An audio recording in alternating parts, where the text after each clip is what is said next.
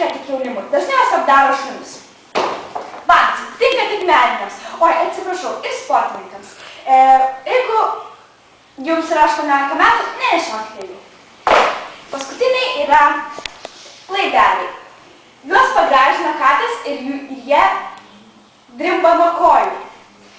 Jeigu jūs neturite skonio, bent jau varžykite prie batų Bravo ledus. Sveiki, čia aš, Rožė, maisto kritikė. Šiandien aš kalbėsiu apie triušius. Matote mano kailiniai iš švelnių triušiukų kailio. Jie yra labai maistingi. Bet nevalgykite jų. Suprantate, jie žiūri Facebook. Jiems tas patinka ir jie valgo Bravo ledus.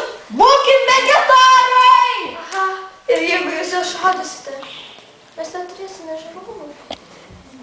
Visą kitą. Sveiki, aš filmų kritikė. Mūsų filmas yra toks.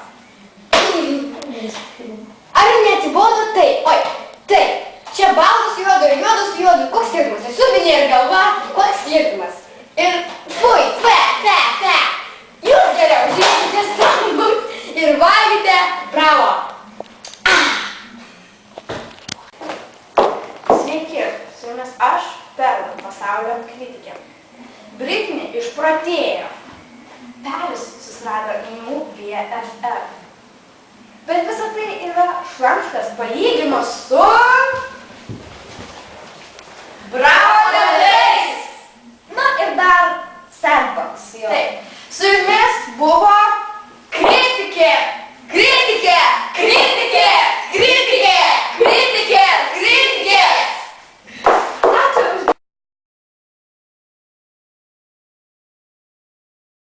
Sveiki, čia aš, Rožė. Mes dabar kritikuosime filmus, kurie jau visai išėjo iš mados.